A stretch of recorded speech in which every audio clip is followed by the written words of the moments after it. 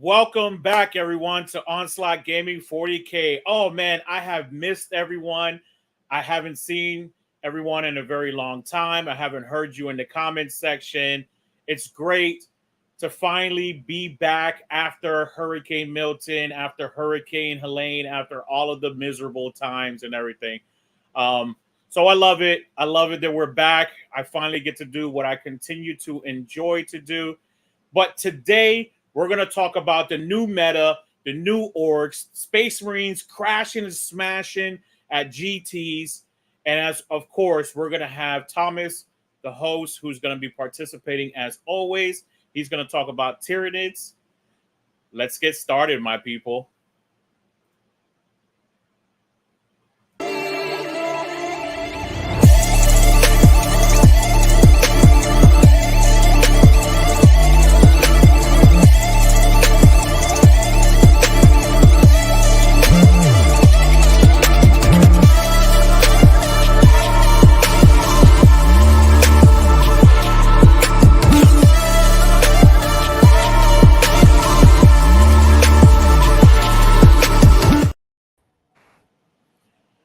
As always, no introduction needed. You already know this way, right? This way. This way. We have the man, and probably has opinions as always. Oh, you changed? What? You went with your government name? What's going on here, man? I heard you introduce me, and I'm like, he'll get it. Look, at some point, I have to, because this is what I go to events under. Like, I no one knows who Thomas is. You don't know who Thomas is at events. I don't even know. Oh my gosh, I can't even spell nowadays. What's going on here, man? I still got foggy brain from hurricanes. Oh man, I'm just excited to be back, dude. So first of all, tell the whole world what you went through with the hurricane whole deal, like what you've been going through. How's it been for you, man? And how's life? I dipped to Fort Lauderdale. I went to, my girlfriend was gracious enough to host me for a week, so I didn't have to deal with the power being out. My roommates and family, they all lost power. Nothing crazy, no real damage, but luckily, you know. But they were without power for like 4 days, and I was like, I don't want to deal with that. So like Tuesday before the hurricane hit, I'm like, peace.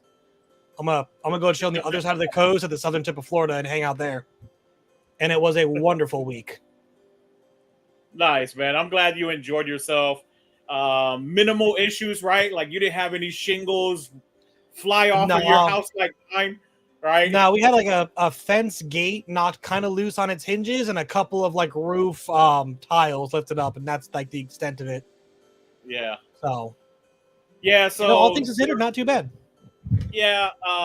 Power out for a couple of days. You know, power generators really suck, man. They really don't help out much. But yeah, we had our little time, me and the family. We did what we needed to do to survive the 3 days without the hot meals and stuff like that, the hot water. But everything was fine, man. I digress, right? It is what it is. You know what we're getting into when you live in Florida. So to get started, we're going to talk about the meta. So recently at the Denver Fight Club, right? And I know a lot of people have been talking about it as well. It's just surprising to a lot of people, especially for those of you who like to specifically complain about playing Space Marines and not doing well with them. Just saying, get good new, right? Space Marines are doing very good in the meta.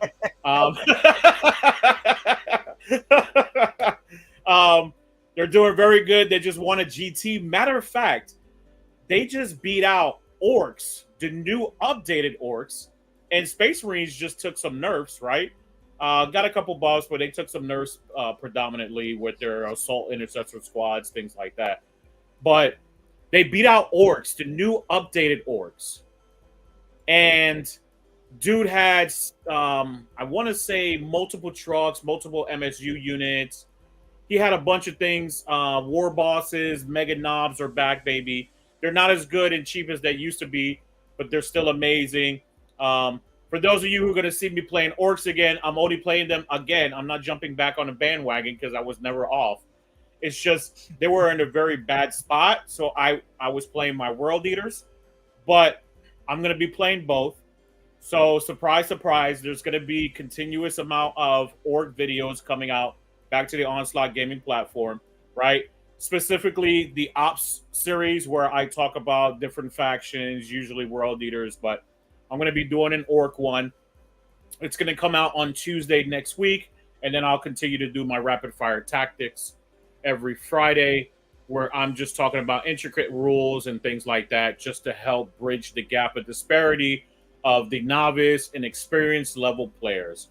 So, what about you, Thomas, or Regal, since you're so fancy today? My government name. Hey, you put it out there to the world to see it, right? I mean, so first of all, just before we get into the main event, I love that Shalaxi went down 25 points. That is great. It means nothing, to be completely clear, for like demons as an army, because other stuff's pointed so weird. But love that she went down. They could do it like one more time, that'd be great. But as for my bugs, you know, my main love, they had my list point for point went down 10 points on the Winged Hive Tyrant and up 10 points on the two lictors, going up 5 points a model. So didn't change. And I'm excited for Tyranids. Some of their natural predators got toned down a bit. Some of them in theory, some of them in actuality. And I am excited to run bugs in this new set of rules and points we've been handed. I'm loving it, right? There's a lot of things that have changed. For those of you who haven't watched my show last week on Rapid Fire Tactics, right? So they changed Storm Hostile Objective. So the secondary objective mission, they changed it in a way where you can score it first turn. I do like the fact, if you noticed that as well, Thomas, that they still kept that you can still draw it, right? I mean, still put it, shuffle it back into your card deck, right? Yep. So I like that fact. So basically, you can either choose, like if you're not playing against a fast army, world eaters, Eldar, you know, Votan with their bikes that are scouting, things like that, right? If you're not playing against things like that, you don't have to play it. So you could shuffle it back.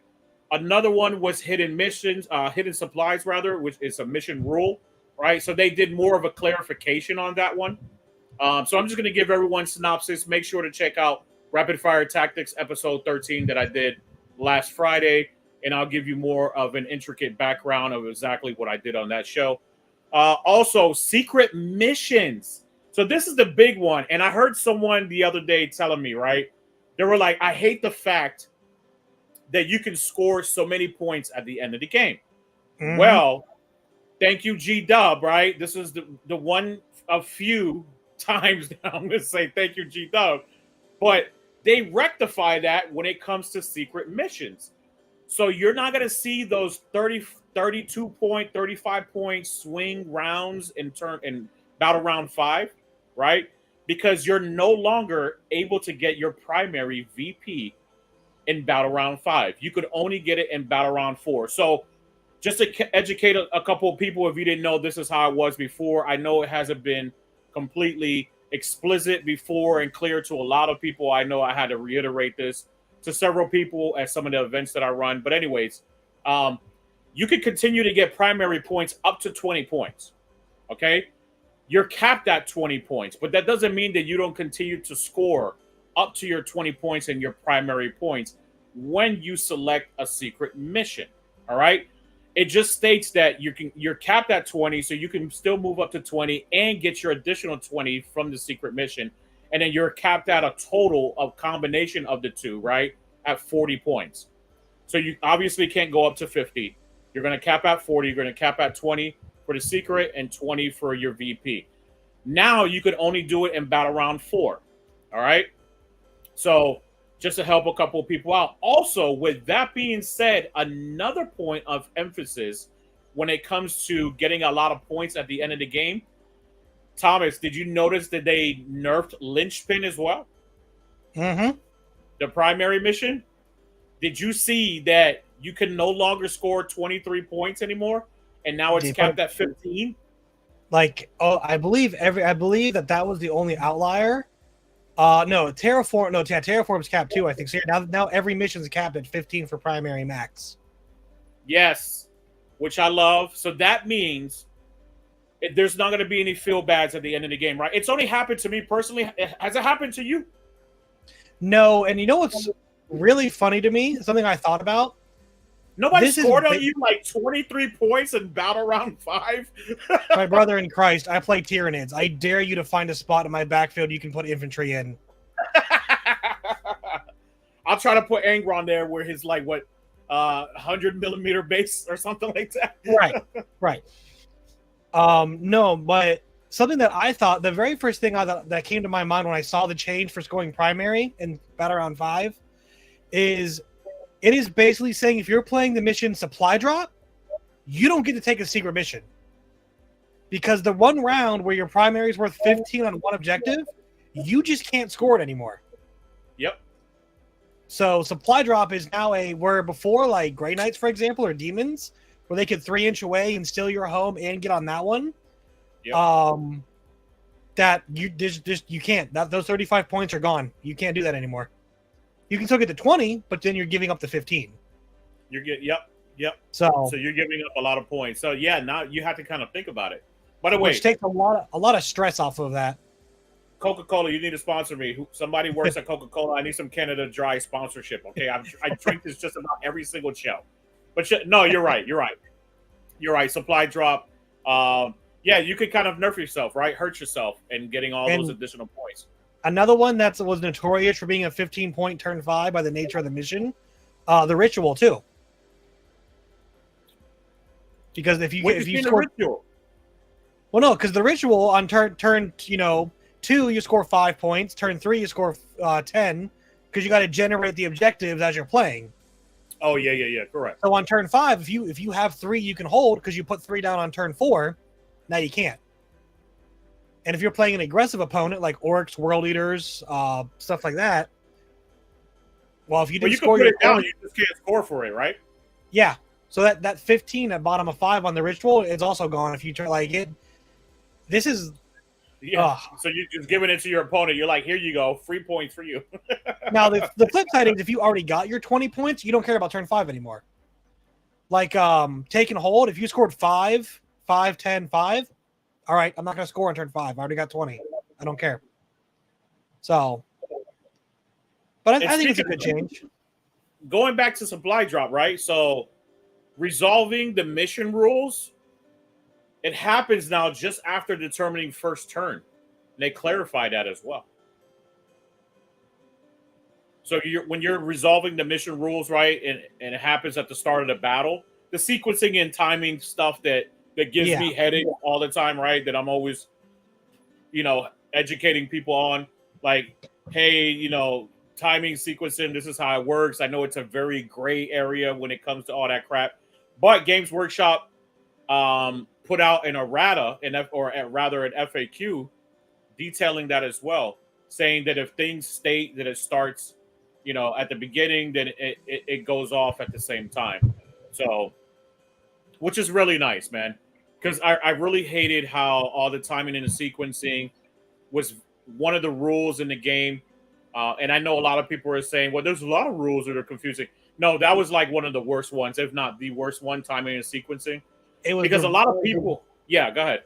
I was going to say, I called it the roulette mission because you deployed and then you just rolled dice and hoped.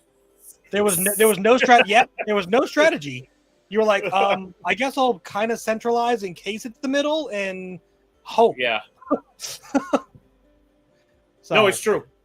It's true. It was one of those mission and things, right? Or not missions, but one of those things that you first of all, you have to worry about your opponent trying to game the system by playing these little, I have initiative, I go first, I get to choose, right? Specifically with Thousand Suns players, with Doombolt and things like that, not giving custody armies or armies that the states, once they take feel no pains once they've taken damage and things like that. Like, no, you don't, because timing says that Doom Bolt is before everything. So now Yeah. they clarify that. Now you get the opportunity, as long as it states something between those lines, that once you've taken a mortal wound, you have the ability to take your feel no pain on it, things like that. Watchers still doesn't work because it doesn't state that. So that's only one case scenario, but that's very specific when you're supposed to take that. Everything else should work now, right? So anything that says, hey, if you're taking mortal wounds, you're able to take your feel no pain. So there was a lot of clarifications. The game was already in a good place. I think this made the game a lot better, to be quite honest with you.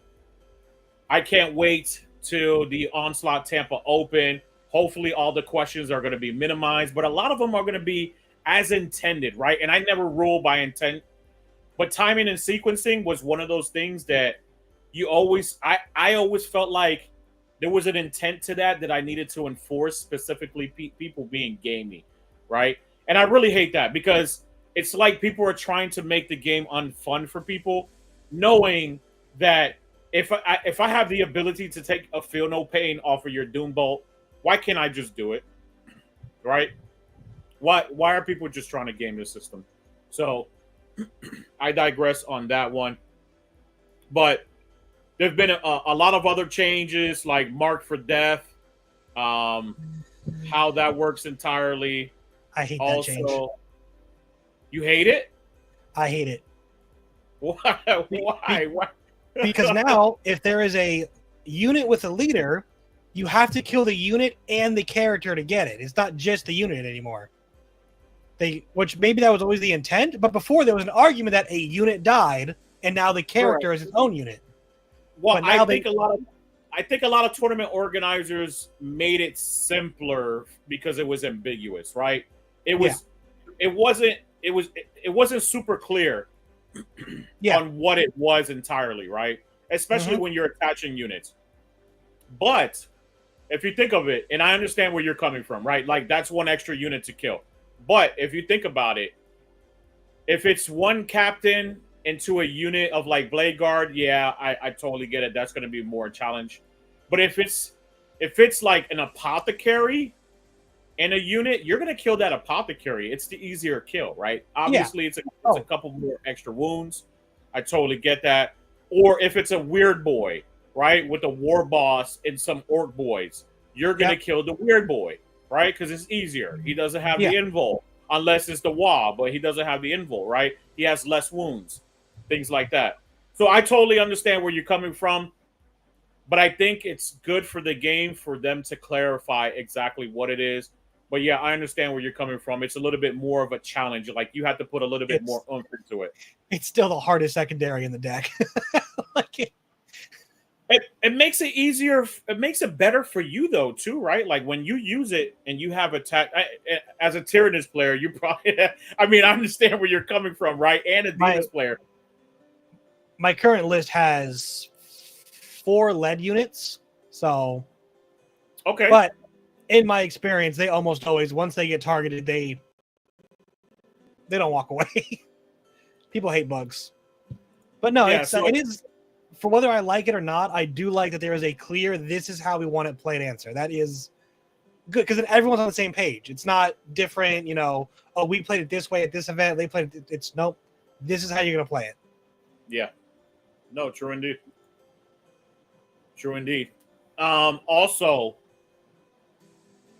depending on how you feel about it, maybe this is not specific to you. It is specific to me. It is specific to Sisters of Battle's army, but they changed the surge move, right? Yep. I don't run Berserkers. It is specific to the army that I use, but I don't run Berserkers. So the biggest example that they gave in there was the Khorne Berserkers, how it affects them. But now, right, like I was explaining to a lot of people and explaining on the show as well, now you're not, it's not mandatory anymore, right? For one bonus thing for Khorne Berserkers, right? It's not mandatory anymore that you must move closer to the closest enemy unit. Now you choose, because there's new surge rules entirely, just like Mhm. Vect, right? So you don't have to move entirely. So if you roll a 6, you could just move 3. That also means that if 6 would have taken you, let's say you made a charge move, you got shot in Overwatch, and 6 takes you into combat, you lose your charging bonus, right? So now you don't have to lose your charging bonus. You can still charge on a 1-inch charge, which you're not going to fail on 2d6, right? Or just out of 1 inch, obviously. But you're not going to fail that. You're going to get in, and you're going to continue to get your bonus charge Yeah. bonus for that. So I really like that. I kind of like how they changed that. The biggest issue that I've noticed, and I did a show on this as well, where someone was running 40 Berserkers, is they use that every single time a model was killed, multiple times that phase, and that's the downside of it, right? So now you can't just move across the board for every model that gets killed, moving an infinite amount of inches every time you're just rolling a die, and you can get into close combat in no time. I totally understand that that was a tactic and a strategy people were using, but I like how it works overall. So, how are your Tyranids? How did they come out? Unscathed? Not a lot of problems? What units are you using now, brother? Oh, I'm playing Vanguard right now. I am hot on this just high pressure out the gate movement combat trick, just battle shocks. It is there's a small change to the detachment I'm using, which is the surprise assault stratagem. Okay. Before, it was the funniest stratagem in the game. It was basically just a fastball battle shock 3 times around. Once in your fight phase, once in my shooting phase, and once in my fight phase. It did not need line of sight. It did not need a range. All I needed to have was a Vanguard keyword unit on the battlefield and a unit of yours on the battlefield, and I could use it. It was dumb. Now they've reworded it and tied it to an activation. So I have to, when I use it, it gives +1 to hit for that unit that my unit that I chose, and it makes your unit take a battle shock test. If you fail that test specifically, you're battle shocked, and I'm +1 to wound for that activation. Love it. Now it's a very subtle change, but like it messes up the interrupt stratagem. Because before I could at the start of the fight phase just throw a battle shock and see, oh, they can't interrupt, I'll start over here. Well, now I gotta commit. And like in the shooting phase, I don't have any Vanguard that shoot in my list right now. My Flyrant is a melee Flyrant. So that's just like 3 or 4 battle shocks I just don't have access to anymore unless they change that. But I still think that it's fine. I don't like non-interactive play in this game. I like having both players having agency. So other than that, Tyranid are doing great. We some things didn't get nerfed. I was sure that were going to get nerfed. Lictors went up 5 points. That doesn't matter. Pyvors went up 5 points. Death Leapers are better now, right? Death Leapers stayed the same at 80. Which 80 points for that boy is... We're just going to not talk about it. GW might notice. But no, yeah, my list... No, Tyranids came at second in that event, right? That Denver Fight Club. Yep. They came in second. He had a Swarm Lord, Death Leaper, Paris, the Mortrex or whatever. Parasite, yep. Neuro Tyrant, Hive Tyrant, Biovore, 3 Exocrines. I also have 3 Exocrines. I know. We've talked about that before. Remember, I told you to take more Exocrines? Look, if I could take more than 3, I would. Those things are money. And 2 Norms. Yeah. Synaptic Nexus is probably the strongest attachment for teenage right now, especially with some of the top predators in the meta coming down a little bit. Yes. I do, and some of the ones that came up, like the Guard Aquilons, they're not going to do anything to a Norn. Like, ooh, we're going to step on your objective. Cool, I'm OC 15. Have fun with your flamer. I don't care. Yep. Like, that's what's major about them. 15 OC is ridiculous. Well, I mean, the Corn Lord of Skull is only 8. Let me and it's hey, a bigger footprint. let me ask you this defensive profile sounds familiar. A 2-up, 4-up, 5-up fatal pain and 16 wounds. Do you know any model? Yeah. Exactly. With access to Armor of Contempt in the Synapse Nexus detachment. So you position it so it has reinforced high what is it called? I think it's reinforced hive something. But yeah, it's -1 AP to incoming attacks. So you can give it cover, give it that strat, and now it's a 2-up, 4-up with -2 incoming AP, 5-up fatal pain, 15 OC. Have fun, I guess. T11? T11, yep. Yeah, that's gross. That's two gross. of those bad boys. You put them. So, are you thinking about taking 2 emissaries? Maybe? I want to stick to Vanguard for now. That's for as good as it is, it's a little bit more passive playstyle than I like. Yeah. Because it is kind of a witness me list. Like, hey, I'm here. Do something about it, or I win.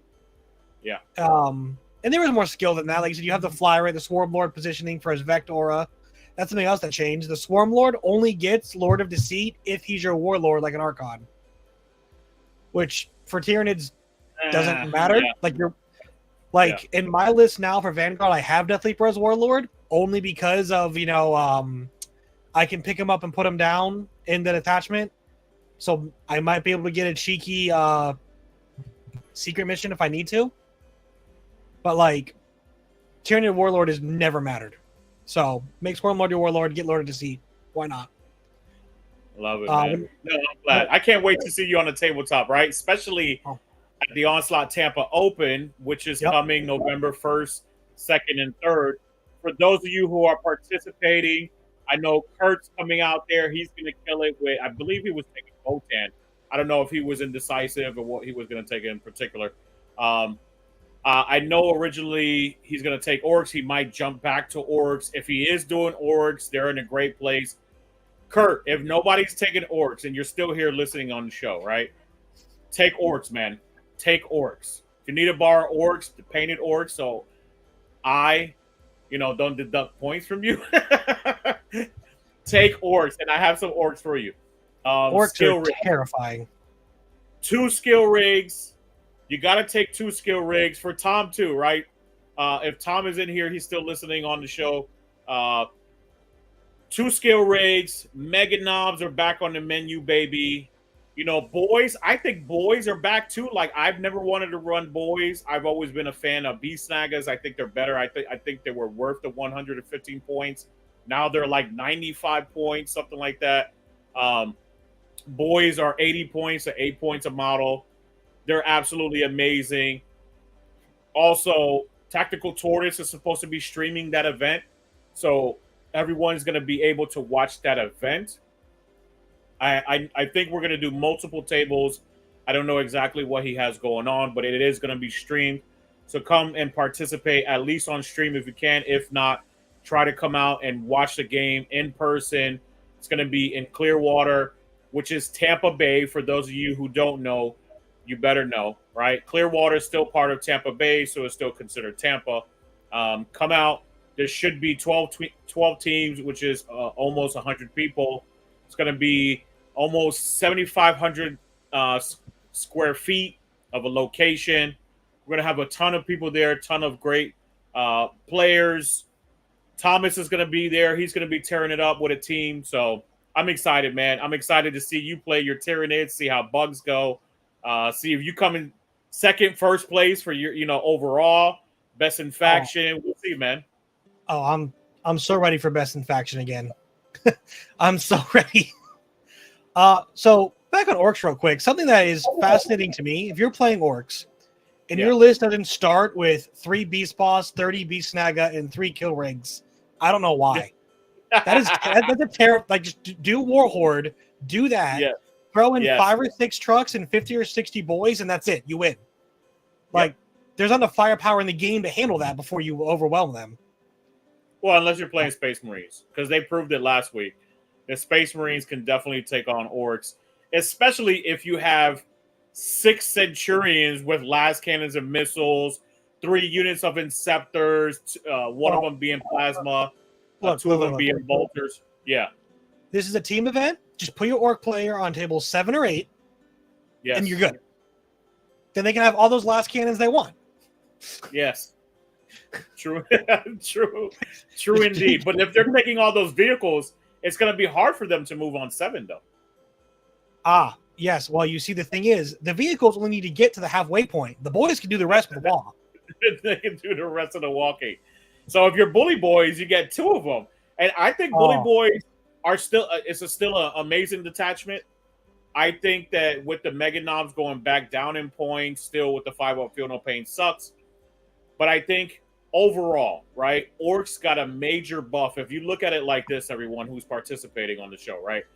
If you look at it like this, if everyone, like World Eaters, lost a unit, that means everything else they got buffed gained 2 units, right? Because if we were at 10 and 10, we'll do this just like team events, right? If you lose 1, you gain 2. You went from 10, but you went to 11, and your opponent's army went down to a 9. So you gained 2, right? So you're in a better position now. Orcs are in a better position now. I still think World Eaters are in a great position now. Since everything else went down, Thousand Suns went down in power level. Not specifically power level like it used to be in 9th and 8th edition. But I'm saying in viability, competitive play, right? Things like Sisters of Battle, Thousand Suns, they've both lost a unit at least in all of their armies. We'll get back to Sisters real quick. But I want your specific opinion on one thing about Orcs, because I know you bemoaned it a lot, and rightfully so. I do. I love my Orcs. Now it is while the wall is active, not when the wall is called. Yes. Do you want to explain this? It sounds like a small change, but please explain. Yes, and I did explain this on Rapid Fire Tactics last week as well. So GW finally fixed the wording on the War Boss and Mega Armor, and all of the War Bosses that had the poor keywords where it said basically if you were in a truck you couldn't do it, or in a battle wagon you couldn't do it. So GW finally fixed the wording on that. It says now while the wall is active, you still get your +4 attacks for your War Boss. You get your 3 damage for your War Boss and Mega Armor. I'm so excited. I really am, man. GW really fumbled the ball on this one. So that makes it better for us once again to throw our War Bosses, Mega Armor War Boss specifically, because he was dead in the water with that and the Mega Knobs being dead, right? Too high in cost. Now he's back. Now he gets his ability, and you can take Mega Knobs with him. And I still think they're amazing. I still think they're amazing for, 35 points. I think they're pointed at now. They used to be 30, but they're at 35 now. So,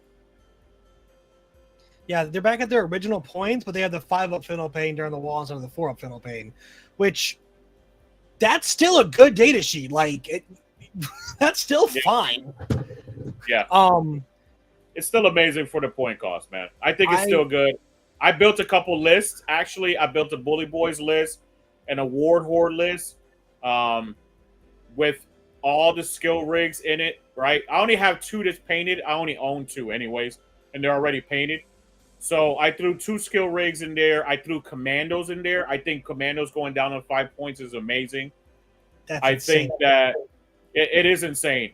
I think the shock attack gun is even better now. It went down in points, which is bananas, right?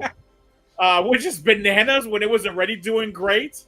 And Dread Mafia, as I like to call it. Also, a lot of people are taking mechs now, that newer mech that allows you to move through terrain and models, so you could just go through screens and not care about their screens, right? That's the new. I'm just letting you know, when you see the Orcs on the tabletop and you see it has a mech in it, it's the newer mech, and he has a shock attack gun, and just so you know, he will go through your screen and charge with 20 boys, right behind it. So get ready for Crumpet. Well, I personally have some very good anti-orc tech built into my list by nature of being bugs. It's called a spore mine. Yes. Please don't advance. I don't care if you get advanced charges. Don't do it. and then we'll buy time that way. It's just mortal wounds, right? It only kills 1 or 2 boys. So what? No, the spore mines themselves have a rule because it's a model. That's right. You can't advance. That's right. You can't start or end an advance within 6 inches of it. True indeed. That is very good. This one little guy like this big just blocks off a 12-inch diameter, saying no. True indeed. No. But True indeed. I don't think Sisters got worse. I'm gonna be real with you. I think Bringers of Flame got worse, but if they were already sitting at the top, the Undisputed Kings, because like, well, they got more expensive. Well, they got more expensive, and what is that? The St. Catherine Triumph, whatever, the Triumph, right? It did, and that's true. But also, I've seen multiple lists that are just 1 or 2 emulators, 3 castigators, 3 exorcists, Morven Vaughn, a unit of Paragon, a unit of Dominions, and a unit of Battle Sisters, and then like maybe an extra character in a spare unit, or maybe 1 less castigator and a Triumph. It's wild. It is terrifying. And having used 3 Maleceptors, which are very close to Exorcist profile, just half the range and flat 3 versus D6 damage, and AP2 versus AP3, that is a terrifying profile to stare down the barrel of. Oh, then plus heavy bolters, because why not? Like, yeah, I know. I think that we're gonna start seeing, Steel Legion Sisters a lot on the table. I agree, yeah, and I know, and that's Douglas talking too, right? 250 points for the Triumph is still an auto pick, in my honest opinion. I agree. I've heard people talking about it as well, right? People are like, I'm still going to take it. I'm just going to lose 1 unit of like Flagellants or a Sister Squad or something like that, and I'm still taking it. I know, that's the same philosophy for World Eaters. Like, World Eaters really didn't lose a model. Like, I lost a Juggernaut. I still have Lord Invul, where I lost the Warlord on Juggernaut, but instead of taking him for 100 points, I took more Jackals. So technically, I gained more models, and I gained more objective secure. I gained more ability to screen out the board and hold more objectives and sticky more things. So it changed in a different direction. So it all depends, like, right? I think that and I told you before we started, I came on stream, I'm super excited for the event, the Tampa Open and or Onslaught Open. Onslaught Tampa Open. I know, it's a tongue twister. There's a lot of words here. OTO. And as well as just the meta in general, because like lists before that I thought I could go into and just crush, like Death Guard. Death Guard used to be like an 18-2, 19-1 for me. It was super unfair. But now with like, what is it? 18 Terminators being like 660 points, and Mortarion only bringing up to 960. Like that is insane. And then you still have over half a list behind all that. And I'm like, I'm less sure now. That's like, I probably could still win, but it went from like a blowout to like a 17-3 probably, just because I don't know if I can get through that in time. True indeed. No, so, I know. And that's good though. I like that a lot of armies now just have play. I think that's very good. And they balanced it a lot better, I think. I'll be honest with you. And we'll see. We'll see, right? Oh yeah, no, something could come up out of nowhere and be like, nah, we're still better than all you nerds. Get bent. Like, I'm terrified of Marines. I know you've mentioned them a couple times, but like Marines, because they have so many options. You can go like Blood Angels. I am terrified of. Like, I know they this is their first like official points to play with. I'm super scared of what they can do, particularly their Descent of Angels attachment or whatever it's called. The hypercrit, basically. They can pick up units. Yep. That's terrifying. And then on top of that, you still have Vanguard Ultramarines, which are very good. And even Dark Angels. Like, Dark Angels lost, like, a scout unit or turned 1 unit of Deathwing Knights into Inner Circle Companions, and, oh, look, it's the same list. Like, it lost a unit, but it wasn't super mission play anyway. It was, hey, I'm beating you on primary and you just can't stop me. Yes, that's right. You can't remove me. They still do that. Like, that didn't change. Yep. So, yep, I'm just a bunker. I'm just a tank sitting on this. Try to remove me without the guns, right? And even Thousand Suns, like, all right, they lost a character or a 5-man Rubik squad. They have 17 instead of 18 or 19 Cabal points. So, like, yeah, they're a little more on that knife's edge, but also that's still like 20 mortal wounds if they get to do their plan to you. So good luck. It's true indeed. Yep. And so we're gonna head to a. Go ahead, brother. Oh, no, I was just saying, Magnus is still Magnus. Like, let's not forget. Yeah, but T-Suns, they got bad touch, man. Like, and a lot. I haven't seen so much red on an MFM section like T-Suns, man. Oh my gosh, it looked like somebody got their throat slit. Yeah. Does that make your World Eater heart happy? Yes. Blood for the Blood God. Those Zeke followers. Yes, especially for them. I love the T-Suns players, right? But I hate T-Suns. All right, just for the record. All right. No, I was saying real quick, we're gonna jump into a commercial and we'll be right back. All right, brothers. So hold that thought. We'll be right back. Just want to do a quick commercial from an individual who's going to be participating at OTO, the Onslaught Tampa Open, November 1st through the 3rd. This gentleman will be in person, not his terrain, but he will be in person playing. Guess what? Bugs. Hey, so, I'm going to beat him. Yeah. Love it. Call him out. All right. We'll talk about it in a second. So thank you so much to this sponsor. We're going to play it right up. Welcome to Big Bear 3D, your ultimate destination for top quality terrain and weapon props. Whether you're setting the stage for your next epic battle or enhancing your collection, Big Bear 3D has you covered. Don't forget to scan the QR code to explore our full range and bring the event home with you. Happy gaming! Big Bear 3D is excited to collaborate with Away Games, bringing top-tier competitive experiences to events across North America with our adaptable modular event tables. The Away Games event table, official for the American Team Championship and standard for the National Tabletop League, can now bring the event home. Pick up the Away Games 2024 event table to replicate any layout featured in ATC or NTL circuit events. Big Bear 3D is thrilled to offer sci-fi weapon props and raw part kits, printed in PLA plastic with all necessary assembly hardware included. We've also partnered with Hobby Goblins to provide assembled and painted prop kits for our customers. And don't forget, bring the event home with you. Thank you very much. So that was Big Bear I was talking about. His name is John. Right, he's going to be participating on one of the teams. He's going to be using bugs, Tyranids throughout the weekend. I'm super excited that he's coming. I'll be honest with you. He hasn't been to one of my events in a very long time. Also, it will be supplied by Away Games and the terrain that he has bought from Big Bear.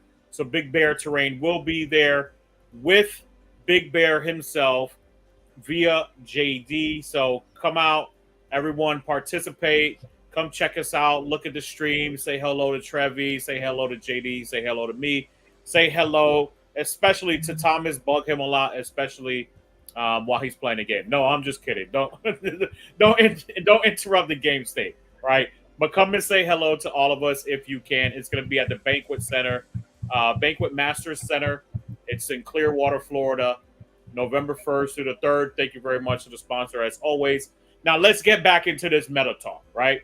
So, now you're talking about Dark Angels, right? So, Dark Angels so Space Marines are just tearing it up right now. Dark Angels have taken first place and fourth place over the weekend with the new points update. One of them being at the Denver Fight Club. They took fourth place there. Lionel Johnson was in that list. Asriel, a captain with the honor he had 2 Judiciaries, right? Libby and Phobos armor. Strangely, he was still taking assault intercessors. I guess that's what that person had painted. They're just worth it. Yeah, I think so too. Right? Like Yeah, they're just good. Amazing. I know they went up in points, but they're still. Was he really running good. Gladius? Gladius. I bet it was Gladius. Because if it's Gladius, then you just go into Assault Doctrine, use the strat to give him Lance, and goodbye. And like goodbye to everything. Yep. If you're not a Knight or a Land Raider, you're just gone. So,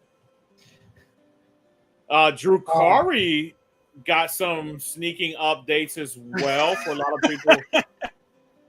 Right? They got some nerfs, a little bit of nerfs, but they got some surprising updates, and they went first place at an open 6-0. Okay. If it's the one I'm thinking of, that was Scary, which is not Drukari. That's Scary. That's Scary, not Drukari. Yes. But secondly, it was Scary. Yes. I want to know who victimized the GW employee with the Beastmaster. What did that guy do to make them increase those points? Beastmasters are really good. I played against them twice, and one in an RTT, another one in a GT, not a team event, at a GT and an RTT. They're really good. They have this crazy amount of wounds. Like, they're going to chew through all their 1 wound models first, and then they have beasts and something. I don't even know what they're called. I'm not going to lie to everyone. Something, right? And they have like 3 wounds, and then another unit in there within the unit that's in there has 4 wounds. So it gets pretty annoying as a screening unit, to be quite honest with you. And I want to say it's like 10, 11 models. Are you thinking of the Court of the Archon? Because the Court of the Archon, has the slits and the Urgles, and it has like 2 wound with a 5 up fatal pain and 4 wound things. Yes, I misspoke. The Beastmaster is the single model. That's a character. Yes, he's by himself. Okay, so I just got PTSD from the Court then. Oh yeah, no, the Court with the Cabal and the Archon leading them I get it. Like, that thing one tap the Maleceptor, fully debuffs, and still I'm like, how did you do that? What just happened? Yep. But the Beastmaster, that guy was less than harmless. It was hilarious. I don't know. I don't know. Maybe they didn't want people to keep on spamming them or something like that. I don't know entirely.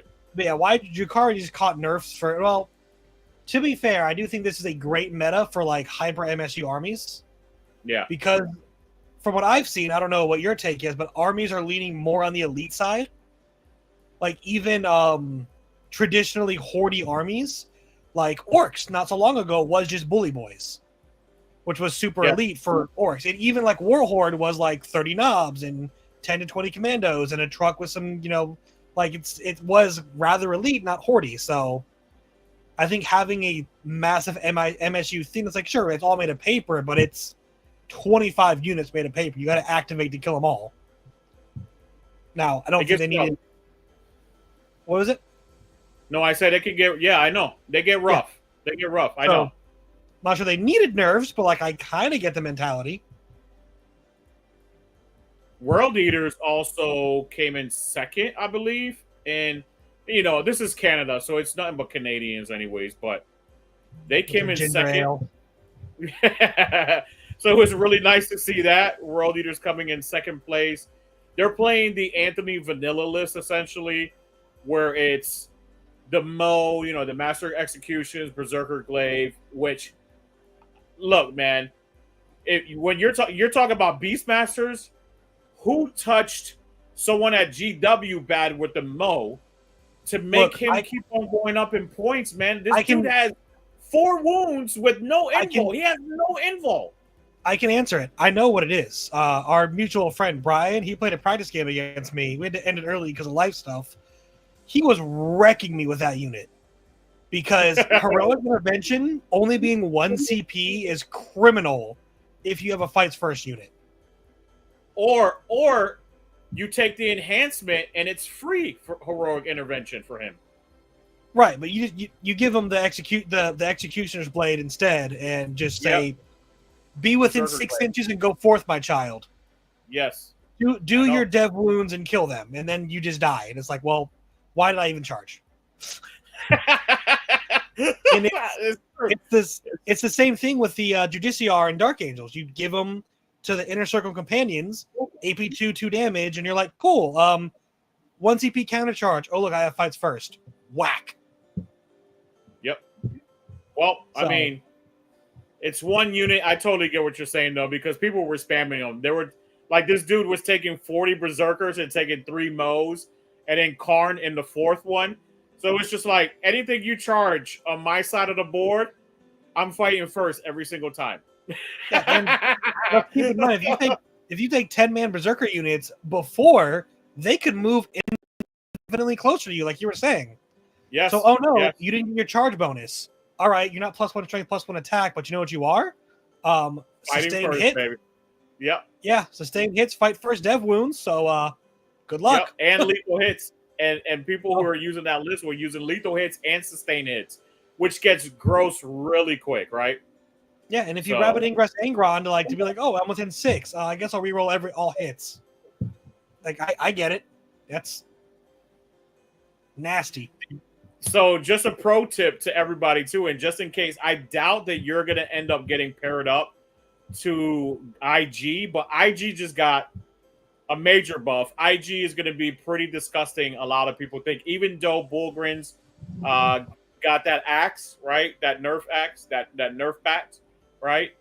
But did you see that they took away the ability for tank commanders to shoot on death unless it's an attack?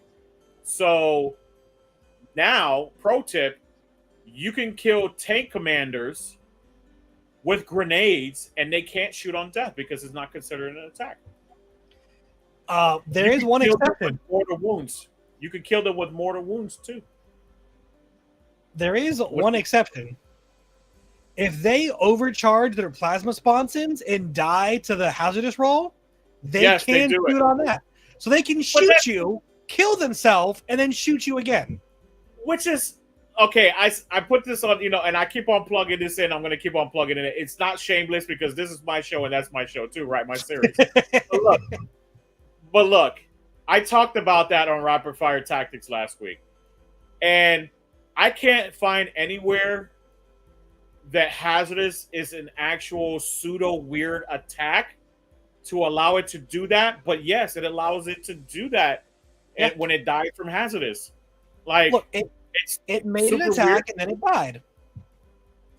Yeah, but the attack wasn't from an opponent. It was from itself. Self-inflicted, right? Yeah. Like, it's super weird. Like, why? I don't know. I don't know. If anybody's going to get that role, it is very on brand for the guard to shoot you as they killed themselves from shooting you. Yes. Like, sir, we're overcharging the reactor. We're about to blow up. What do we do? Shoot them again. Okay. Like, I can believe that. It's true. It's true. And keeping on to IG, Karsakin got nerfed essentially with the rules. A lot of tournament organizers were allowing this. But no more triple stack retreat, where they can't do multiple orders, right? Different orders all at once, so they can't triple stack their orders anymore. So they clarified that that's a big no. I thought that was pretty big too. I mean, Karsakins are used all the time anyways. I think they're fine. If not, just take some... oh my gosh, the name of the unit is slipping me. But there's another unit. What's that unit that Miguel uses all the time? Scions. Scions. They're still gross, right? And now you have the Alkalons, which are going to be, when people get them, everywhere. Because those things are, as soon as you arrive, they get to flame you. They baseline arrive within 3. So like they can arrive, flame you, and then on their turn flame you when they shoot you. And it's, yeah. I'm so glad they added 3-inch deep strike. So Doug is saying now that IG is as strong as sisters now. So we shall see. But yeah, I've been hearing the same thing. I'm excited to see IG back on the tabletop. I'll be completely honest with you. Even though my orcs are always putting a punishment on them. World Eaters, I don't think I've used my World Eaters against Guard yet. But when I played into Guard, it's been my Orcs. And I mean, as soon as I touch a tank, especially the newer one, my gosh, names are escaping me today. Rogodorn? The Rogodorn. Yes, every time I touch that, I have zero respect for that model. Yes, I've never I got respected zero it. respect. Never. Yeah, yep. It's phenomenal when you don't touch it. Right? It has a lot of shooting platforms, but as soon as you touch it, it's no longer effective. I've played into it quite a few times, and I don't know if it's just because I play the right stuff, but I'm just like this. Like its main cannon is scary, but hits on 4s, and I'm like, I don't care. Yep. Although the big thing for Guard that terrifies me personally, and I've been victimized in the past by this, tank commanders can outorder themselves. Yes, they did get that buff. You're right, and that is terrifying because without orders or with needing Leontis to give them orders, they were terrible. Now it's just gonna be like, "Hey, boss, you good? Yep, I got myself. +1 to hit. Let's go." Exactly. Which they needed anyways. I thought that should have worked like that anyways. Oh yeah, no, like I'm not against it. I'm just saying that is they were already really good, and now like they just got better. Yes, tank commanders just got better. Yeah, no, absolutely. They went up 20 points for it, but no one's gonna complain. Yep. And they finally clarified for the Space Wolves and Black Templars that any ability that says like it pretends to work for the pseudo ability, the secondary abilities that they have, actually work now. So I don't know why they didn't state, hey, this actually works as if it was this, blah, blah, blah, blah. Right? Are you you excited to hear about Necrons? What happened in Necrons? Doomsday Arcs went down for some reason, I believe that's what it was. Yeah. Yes, and I heard about that. And then on top of that, the the Phalanx attachment, the Noble one, got buffed with giving all the name nobles the keyword, it triggered off the Noble keyword, not the Overlord keyword. And now the Silent King has the Triarch keyword. Silent King has it now. I know, like he wasn't already powerful. It negates everything. He's like, everything but armor saves. Yeah, I don't care about. Yeah, I played against him at the Crucible, and let me tell you, like I did not realize how all-encompassing ignore all mods was. Yes, that rule might as well just say, "Hey, I don't care what you do." It was brutal. It is. It's very brutal. Yeah, I know. Necrons are. I think their playstyle thing's going to change a little bit because with that one change, I think that detachment can really start exploring and being used. Like Imhotep does good mortal wounds once a game. The Silent King is already being taken. Like there's no reason he can't now just switch over to that. Yep. The Catans are going to do what they've always done, probably the Nightbringer, because why wouldn't it be? And now people got to learn what Lichguard do again. Doug. Yes, right. We're going to bring him back. Yeah. Chaos Knight's got a small kind of sideways buff. You make interesting list choices. You can bring 13 War Dogs now instead of just 12 or 11. Yep, they did. You're right. It depends on the flavor you want to bring. Chaos Knights they're a funny army, man. They're just like, hey, let's just keep doing more of the same thing and eventually it'll work. But remember what I was telling you, right? They gained that one unit, but everybody else lost a unit, which is like gaining 2 units. Yeah, so let's see. It might make them more powerful. You might see them on a tabletop, maybe. Oh, for sure. They're a decent army. It's just a very. I look at them a lot like there's a very honest army. Like, hey, here's what I'm gonna do. These 6 knights hit on 2s in shooting, and these 6 hit on 2s in melee. And here's my one character who I need. Yeah, they play the game. They're just not really good at playing the game. Well, like I think of like missions like I don't know, the Ritual. We got it's just action based or Scorched Earth, and it's like oh, I have 13. I can do actions. Yeah, but by like turn 3, how many of those 13 are left? Correct.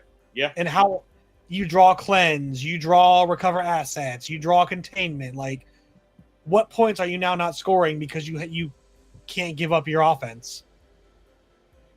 Yep. Now, that being said, 13 armigers is a tall order. And it's nothing to sneeze at either. That's a lot of wounds, a lot of high toughness. That's a lot. Just saying, that's a lot. That would make me worried as a World Eaters player, even though it's probably the best matchup for them, right? With all the chain fists that I have. But still, I'm like, how many do I have to kill? Because if I don't kill them all, or at least half of them in one turn, I'm gonna lose half of my army because I'm in front of them, and if I leave half of them alive, like 6 or 7, they're gonna end up killing half of my army. You want to hear a fun statistic for your little orc horde heart? Huh. 13 war dogs is 104 OC in a list. Oh my gosh. Oh my gosh. That is a great statistic, man. I'm glad you pulled that up, man. Jeez, That is, you just pulled that out of your hat like a rabbit, man. You're a magician. That is an insane amount of OC. That is an insane amount, dude. Orcs are like, we can't do it. We can't beat it. It's okay. I have 32 OC on every objective, or 24 OC on every objective. Good luck. That's ridiculous. That's ridiculous. Go ahead. You were going to say something, I think, about Canis Rex as well, because he got... Oh, yeah. He went up. Not enough Bad. to, like, matter, but he did go up, so... Which... Not only that, though. They FAQ'd that if Canis Rex starts in action, Sir Hector cannot continue that action either, so they got another nerf in that direction as well. Previously, he could still continue because the wording was ambiguous, and by rules as written, you could still continue on some of the secondaries. But now they just say you can't at all. So, which is a super weird ruling when you consider for Assassinate to go off, you need to kill Sir Hector as well. It is. So, like, for Assassinate, they count as the same, but for Act, which, whatever, I'm sure there's a reason. But no, Assassinate is per model now. Right, but I thought it was specifically ruled for Canis that you had to kill Sir Hector to get the points. Not anymore. Okay, cool. All right, fair enough. Not anymore. No, they changed that last errata, last FAQ, where all you have to do is kill Canis now. Oh, fantastic! Now you can get it for both. I don't want to fight Canis because my list is not set up to kill knights, but that's good. So I went to a team event, right? DreamHack. It was an amazing time, by the way. You got to come with me next year, Thomas. You got to totally come with me. It's on my list. Listen, man, that place was amazing. But look, I ended up playing against Canis Rex, right? I was playing against specifically Grey Knights. He had 3 Grandmasters. He had 3 Nemesis Dread Knights and Canis Rex. So I came out of Deep Strike with 3 Exalted 8-bound, charged into Canis Rex, right? It was either allow them to die or attack with them first or allow them to die, right? Because I had another unit that was fighting.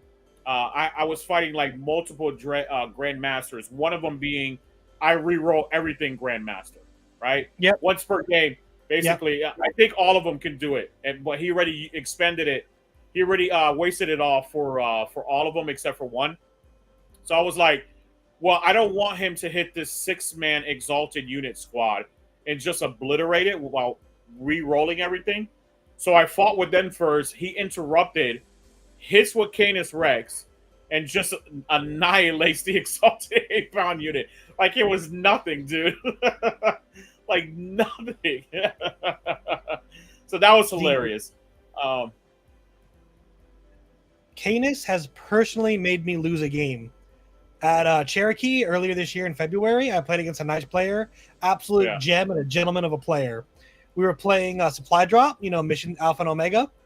Yeah. And he threw Canis at me turn 1. Just YOLO'd through around some buildings and just came right at me. And from that point on, I forgot which one was the Omega objective.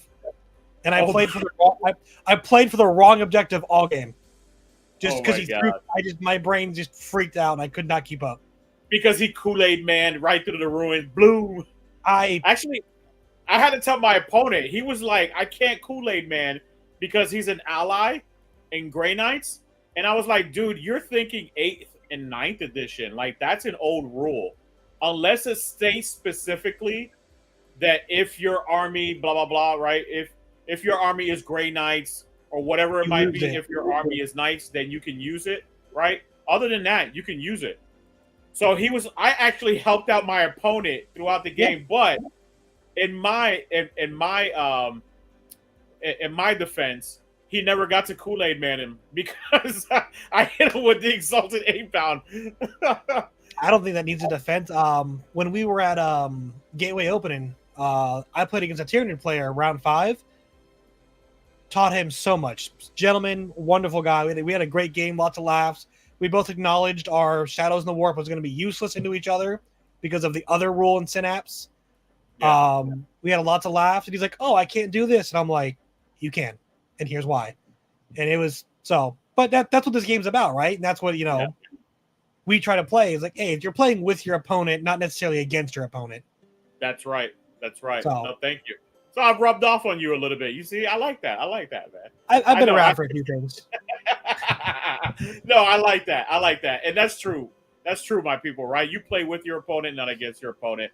So you should always try to help out whenever you can. Obviously, you don't want to be like, hey, you should charge over here. Hey, you should do this and use this ability. Don't give them tactical advice, but don't let them play wrong either. Oh, don't let them play wrong. That's right. Don't let them play the game wrong, man, because then they're just going to end up, doing bad, man. So don't let them do that. So, but I think that pretty much catches up with everything, man. A lot of the updates. It is my wife's birthday today, so I want to go spend some time with her. But I think we've talked about a lot of things with the new meta, the new settings and everything. So there's one more thing you got to talk about. Talk to me. You've talked a lot about the OTO, but what missions can people expect to play when they go there? Oh yeah, absolutely. So I do apologize. So I kind of wanted to touch on OTO, Onslaught Tampa Open, a little bit.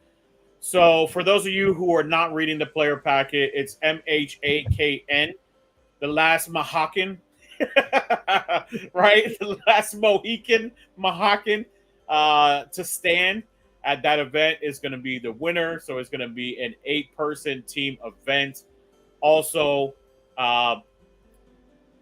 it's going to be 5 rounds. So it's going to be 2 on Friday, 2 on Saturday, 1 on Sunday. So it's going to be a lot of great times.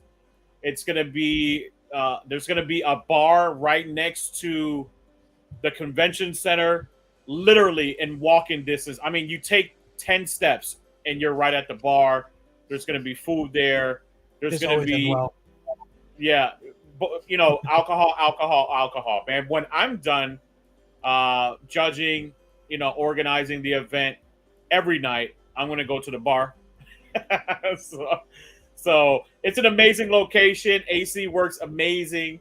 The bar's right there. So exactly. Oh, exactly. God. Plus, there's gonna be a lot of other games there as well. It's an actual convention, so there's gonna be D&D. There's gonna be board games. There's gonna be other tabletop games. There's gonna be vendors. They're gonna sell product there. A bunch of things, right? Hopefully, I think they're doing a swap meet or something like that to that effect. I know if they do that, I have a lot of terrain that I want to sell. I actually just picked up almost 20 tables of terrain. So shout out, big thank you to my boy, Dice Boys Miami.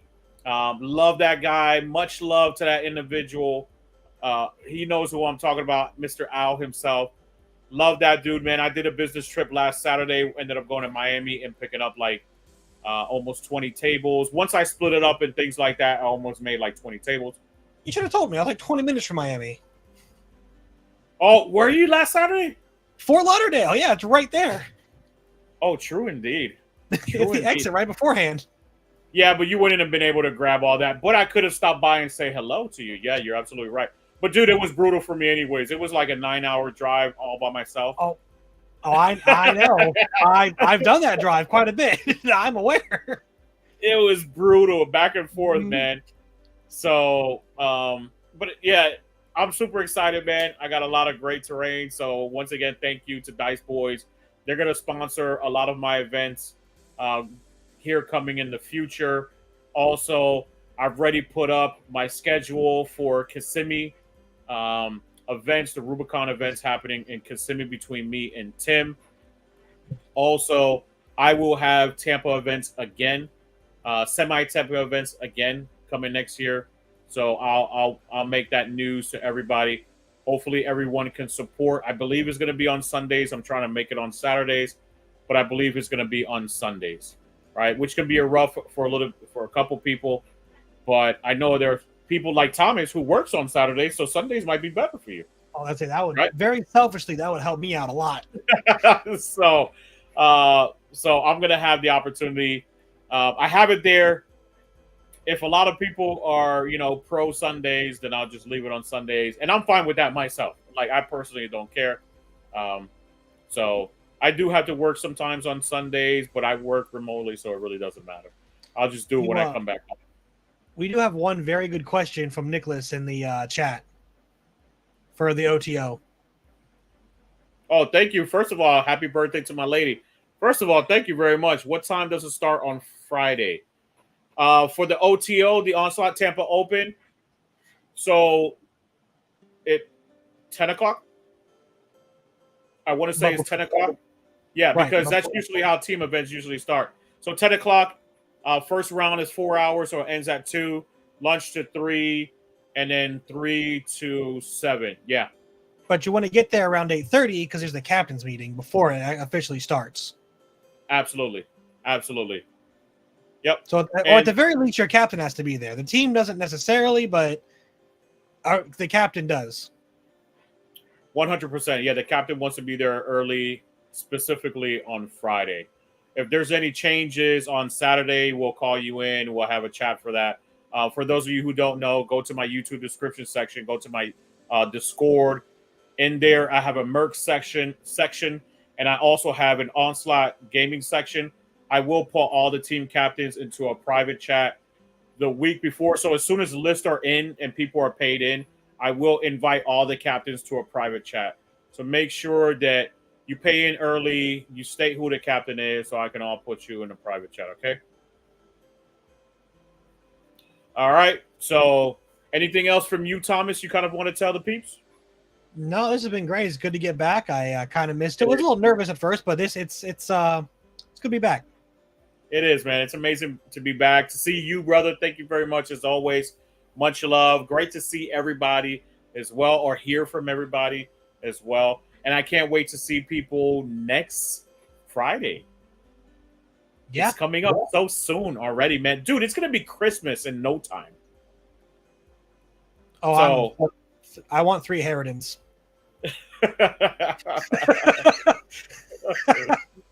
I want my 30 dragons. Oh, I love it, man. I love it. Yes. Come and see me very soon. Isn't that? Yes. Right? That's me? Or no, that's something you got to get. We'll talk about it later. All right. Beautiful. All right. So I'm not going to throw you in the lobby. You can tell everybody bye, but I'm going to do my spiel right here. He's here with me. He's my host. He's my partner. He is the man and a very, very good friend of mine, man. I consider a brother. So I just want to tell everybody, have a wonderful night. Take care. Make sure to like, share, and subscribe as always. Thank you, Thomas, the man with opinions, as always, for everything you bring to the show. And remember, everyone, Onslaught Gaming 40K, where victory is just a strategy away. Take care. Have a good night, everyone.